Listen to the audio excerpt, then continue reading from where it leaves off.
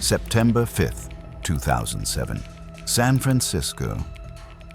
Before sunrise, an apartment in Cow Hollow glows with the pale light of a computer monitor. Inside, a man sits alone, typing calmly, unaware that dozens of FBI agents are moving into position outside his door. They've been tracking him for months. His screen name, his passwords, his every keystroke. And now, finally, they're ready. At 6:47 a.m., the door splinters open. Agents rush in, weapons raised, and the man they've come for doesn't run. He doesn't fight. He doesn't even look surprised. His name is Max Butler. 7 years earlier, he was one of the FBI's own informants. They trusted him, they trained him, they called him Equalizer. But the man in front of them isn't an ally anymore. On the laptop, still warm beneath his hands, is a website that controls the largest underground marketplace for stolen credit cards in America. 1.8 million identities, $86 million in fraud. One man running everything. And the FBI has just realized the truth. They didn't catch a hacker. They caught the empire he built.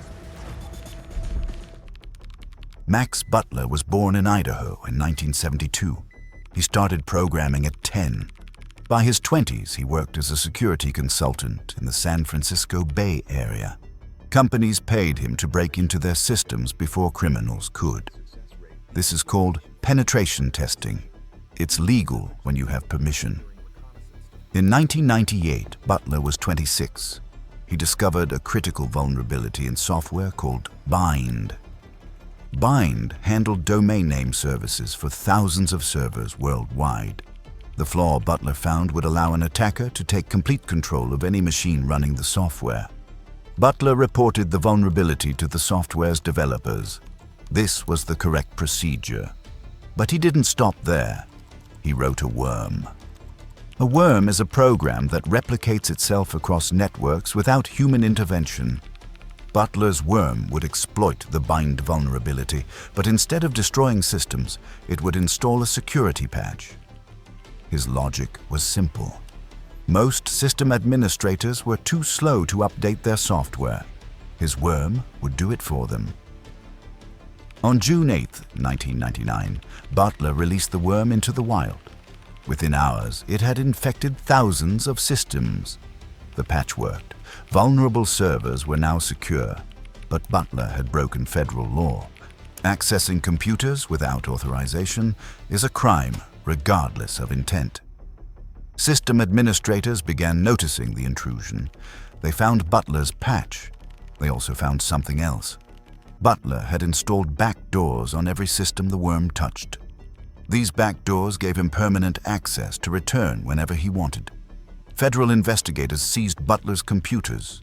They discovered he had accessed Pentagon networks, NASA systems, and Department of Energy facilities. The list went on. He had backdoors into hundreds of government and military computers. Butler gave a consistent explanation. He installed the backdoors for research purposes. He needed to monitor the EE systems to verify his patch worked correctly. He claimed he never used the access maliciously. Federal prosecutors saw it differently. They prepared charges for 7 counts of computer intrusion. But there was a problem with prosecuting Butler. He had been working with the FBI. Before his arrest, Butler had served as an FBI informant on multiple hacking investigations. His code name was Equalizer. He provided technical expertise. He helped identify suspects. He explained how attacks worked. The FBI had relied on his knowledge.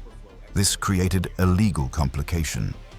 Butler's defense attorneys immediately claimed entrapment. They argued the FBI had encouraged his aggressive security research, then turned around and prosecuted him when it went too far. The government denied this. They maintained that Butler's informant work was completely separate from his criminal activity. The timeline was ambiguous. Both sides had evidence supporting their interpretation. In May 2001, Butler accepted a plea agreement. He pleaded guilty to 1 count of computer intrusion. In exchange, the other 6 counts were dropped. On July 5, 2001, Judge Marilyn Patel sentenced him to 18 months in federal prison. He would serve his time at Taft Correctional Institution in California, a low-security facility. Butler was 28 years old. He entered prison as a white hat hacker who had crossed a line. When he walked out, he would be fundamentally changed. Butler was released from Taft in early 2003. He returned to the Bay Area. His security career was finished.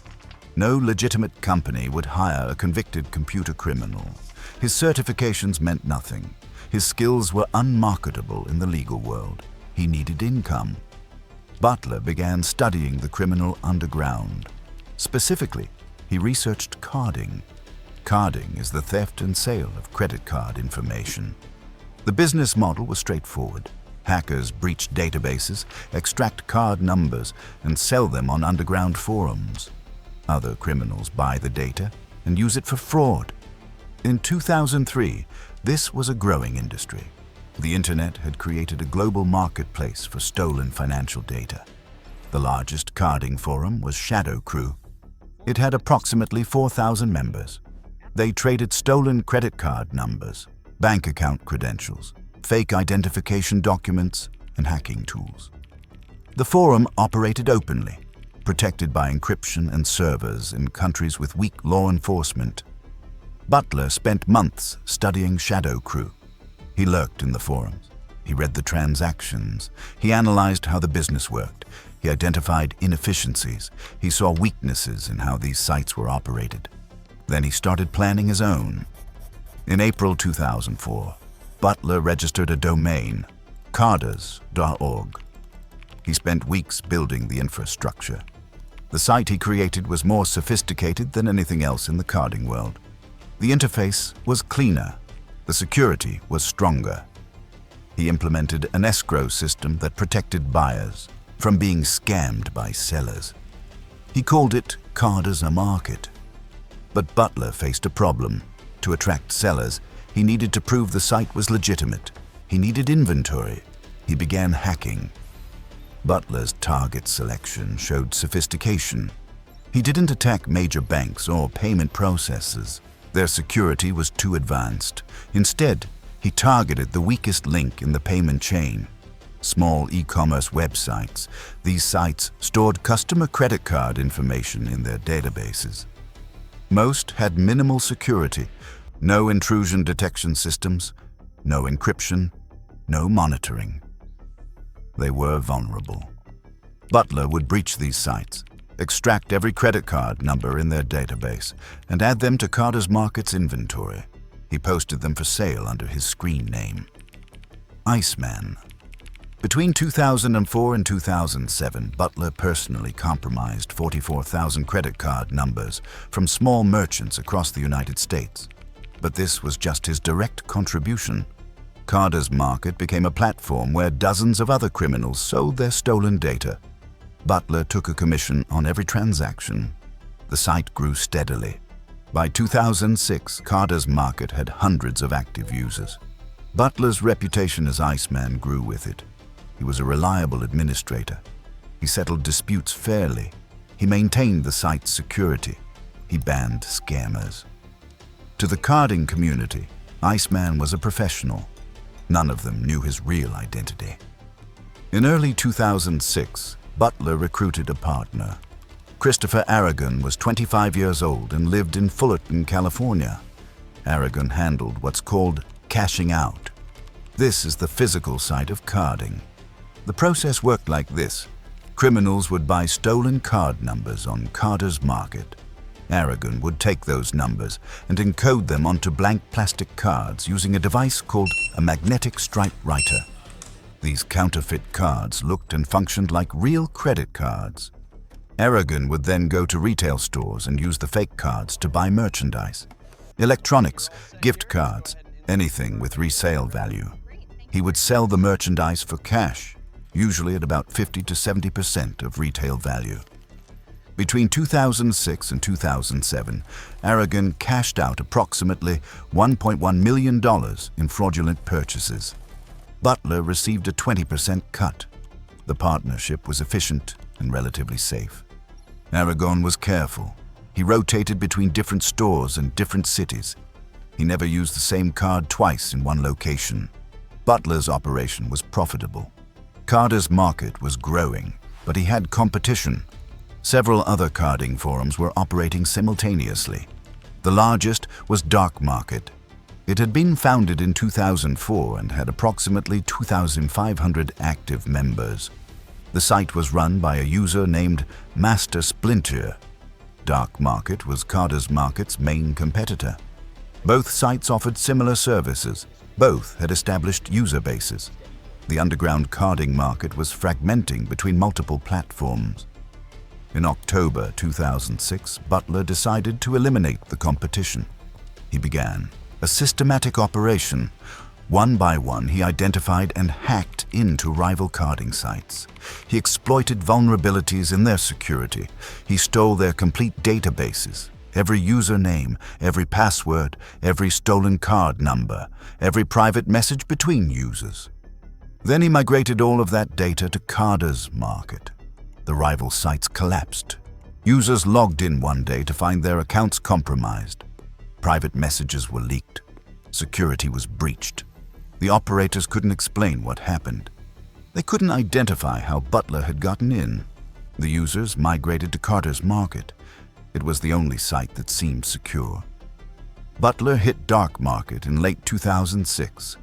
He breached the site, downloaded its entire database, and uploaded everything to CardersMarket. DarkMarket's users suddenly found their information for sale on a competing site. Within 6 months, Butler controlled approximately 70% of the English-language carding market. CardersMarket had 7,000 active users. The site facilitated the trade of 1.8 million stolen credit card numbers. Butler had built a criminal empire. What he didn't know was that by attacking DarkMarket, he had made a catastrophic mistake.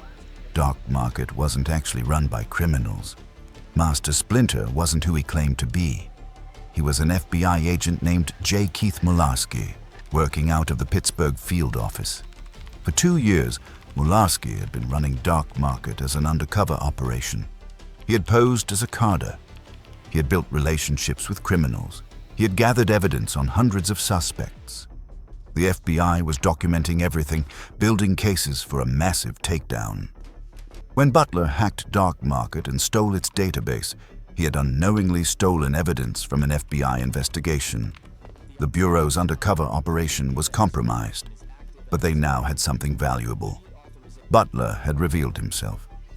The attack on DarkMarket showed his methods, his capabilities, and his ambition. He had created evidence linking himself to the crime. The FBI opened a case on Iceman. They started with the DarkMarket logs. Butler had been active on the site before attacking it. They analyzed his writing style, his technical knowledge, his transaction patterns. They tracked the IP addresses he had used to connect to DarkMarket. The investigation took months. The FBI used techniques Butler didn't anticipate. They tracked Bitcoin transactions. They analyzed forum posts for linguistic patterns. They cross-referenced known carders with technical capabilities matching Iceman's skill level. By early 2007, they had narrowed their search. Iceman was operating from the San Francisco Bay Area. In July 2007, FBI agents identified Max Butler as Iceman. They cross-referenced his past conviction, his known location, and his technical capabilities. Everything matched. The Bureau obtained authorization for electronic surveillance. They began monitoring Butler's internet traffic. They documented his activity on CardersMarket. They watched him log in. They recorded his transactions. They built their case methodically. For 2 months, they watched him operate CardersMarket without interference. On September 5, 2007, at 6:47 a.m., FBI agents executed their search warrant. They entered Butler's apartment on Greenwich Street. Butler was at his computer, logged into CardersMarket. He was alone. He didn't resist arrest. He didn't try to destroy evidence. The agents seized his computers, external hard drives, and documents. Everything was intact. Butler's computers contained everything.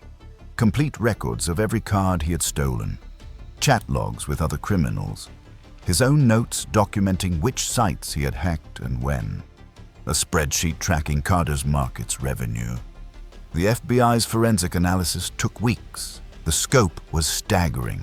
Butler had personally stolen 44,000 credit card numbers from vulnerable merchants.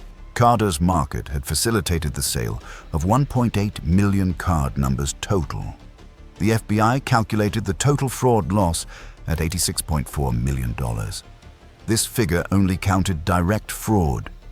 It didn't include the cost of canceling and reissuing millions of compromised cards. It didn't count the time cardholders spent disputing fraudulent charges. It didn't include the lawsuits filed against merchants who had been breached. Christopher Aragon was arrested separately at his home in Fullerton. Agents found card-making equipment, hundreds of blank plastic cards, and merchandise purchased with counterfeit cards. Aragon's records showed he had created over 1,000 fake cards. Both men were charged in the Western District of Washington. The indictment was extensive. 36 counts: wire fraud, computer intrusion, identity theft, access device fraud, conspiracy. Butler faced a statutory maximum of life in prison. His trial was scheduled for March 2009. But in January 2009, Butler's attorney approached prosecutors with an offer. Butler wanted to plead guilty. He would cooperate fully. He would explain everything. On January 27, 2009, Butler appeared in court and changed his plea. He pleaded guilty to 2 counts: wire fraud and identity theft. The plea agreement specified full cooperation with the investigation. At his plea hearing, Butler provided complete testimony. He described his hacking methodology in detail. He explained how CardersMarket operated. He named other criminals he had worked with. He answered every question without hedging. His cooperation was genuine. It couldn't reduce the damage he had caused. On February 12, 2010, U.S. District Judge Marsha Peckman held Butler's sentencing hearing in Seattle. The courtroom was routine. No media circus, no protesters. Butler wore civilian clothes, not prison garments. His attorney presented the standard mitigation arguments. Butler had cooperated extensively. He had pleaded guilty. He had expressed remorse. The defense emphasized Butler's original career as a security researcher. They argued his talents had been misdirected, not that he was fundamentally criminal. The prosecution's argument was simpler and more effective. Butler had stolen millions of dollars. He had compromised financial infrastructure affecting hundreds of thousands of people. Most significantly, he had been given a second chance. After his 2001 conviction, he could have rebuilt his life legitimately. Instead, he had used his prison time to plan a more sophisticated criminal operation. Judge Peckman reviewed the presentence report. She acknowledged Butler's intelligence and technical skill. She noted his cooperation. Then she imposed sentence: 13 years in federal prison. At the time, it was the longest sentence ever given for carding-related offenses. The sentence sent a message. The federal government was treating cybercrime as seriously as traditional organized crime. Christopher Aragon pleaded guilty in 2012, 3 years after Butler. He received 25 years in federal prison. The longer sentence reflected several factors. Aragon had attempted to destroy evidence before his arrest. He had lied to investigators repeatedly. He had shown no remorse. Butler, by contrast, had been forthcoming. Butler was designated to FCI Lompoc, a low-security federal prison in California. His projected release date was September 2019. He would serve 10 years with good behavior credit. The CardersMarket investigation didn't end with Butler's arrest. The FBI used the evidence from his computers to build cases against other criminals. The investigation produced 39 indictments across multiple countries. The FBI coordinated with law enforcement agencies in 8 nations. Dozens of carders were arrested in 2008 and 2009. Some pleaded guilty. Some fought the charges. The underground carding market fragmented. New sites emerged, but none achieved CardersMarket's scale or sophistication. The financial damage was permanent. Financial institutions wrote off $86.4 million in direct fraud losses. This was money that would never be recovered. The indirect costs were much higher. Banks spent millions reissuing compromised cards. Merchants faced class action lawsuits from customers whose data had been stolen. Small businesses that Butler had breached faced regulatory fines for inadequate security. Some went bankrupt. Tens of thousands of card holders spent months disputing fraudulent charges, dealing with frozen accounts, and repairing their credit. The fraud created cascading consequences that touched people who had never heard of Max Butler or CardersMarket. Butler's case established important legal precedent. Before his prosecution, carding had been treated primarily as fraud. Sentences were relatively light, often measured in months rather than years. After Butler's 13-year sentence, federal prosecutors began treating carding as organized crime. The legal landscape changed. Subsequent carding cases resulted in longer sentences. The Justice Department signaled that cybercrime would be punished as severely as physical crime. Butler served his sentence quietly. He didn't give interviews from prison. He didn't write a memoir. He participated in prison education programs, but kept a low profile. In August 2019, after serving 10 years, Butler was transferred to a halfway house in San Francisco. He completed his supervised release in September 2020. He was 48 years old. Since his release, Butler has maintained complete silence. He has not spoken to journalists. He has not appeared at security conferences. He has not published anything about his experiences. This is unusual. Many convicted hackers become security consultants after serving their sentences. They write books. They give talks about how systems can be compromised. They work in penetration testing or security research. Butler has done none of this. Public records show he lives in California. Beyond that, nothing. His story raises uncomfortable questions. Butler started as a legitimate security researcher. He was skilled enough that the FBI recruited him as an informant. His bindworm in 1999, despite being illegal, demonstrated sophisticated technical knowledge and was genuinely protective. But the back doors he installed showed something else. He wanted persistent access. He wanted to maintain control. When he went to prison for that decision, something changed. Some cybersecurity professionals argue Butler's case demonstrates how the justice system fails hackers. His first conviction destroyed his legitimate career prospects. No company would hire him. His skills, which could have been used productively, became unemployable. From that perspective, crime became his only option. Others argue the back doors in 1999 revealed Butler's true character. The FBI informant work was a facade. He always intended to exploit his access. Prison didn't change him. It revealed what he already was. The evidence supports both interpretations. That's what makes his case complicated. What isn't debatable is the trajectory. Butler went from FBI informant to operating the largest credit card theft operation in United States history. He built CardersMarket with the same attention to detail he had applied to legitimate security work. He systematically eliminated his competition using the exact skills he had developed protecting systems. The FBI agent who arrested him, Keith Malarski, later stated in congressional testimony that Butler was the most technically sophisticated criminal hacker he had encountered in his career. What distinguished Butler from other carders wasn't just his hacking ability, it was his understanding of business operations. CardersMarket succeeded because Butler ran it like a legitimate business. He provided reliable infrastructure. He implemented dispute resolution systems. He maintained security that protected users from law enforcement. He built trust in a marketplace based on crime. He eliminated competitors, not through violence or intimidation, but through superior execution. He simply built a better product. In some ways, Butler was a criminal entrepreneur.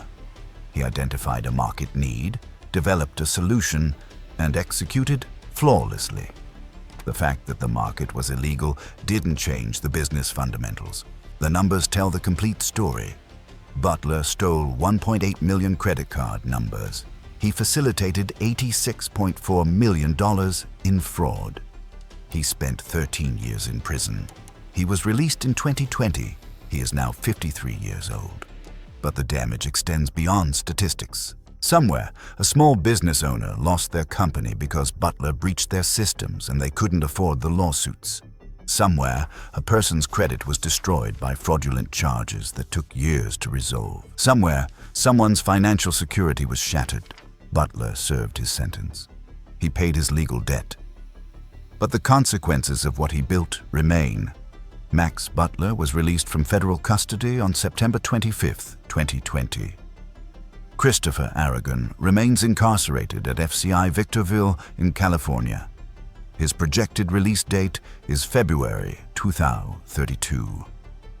CardersMarket's complete database was never recovered. When Butler was arrested, he had deleted significant portions of it. The FBI estimates that 40% of the stolen card data was never traced or identified. Those card numbers are still out there, in databases, on hard drives, in the possession of criminals who bought them years ago and never got caught. Butler is free. He has served his time. He lives quietly somewhere in California. He doesn't speak about what he did or why he did it. The rest is silence.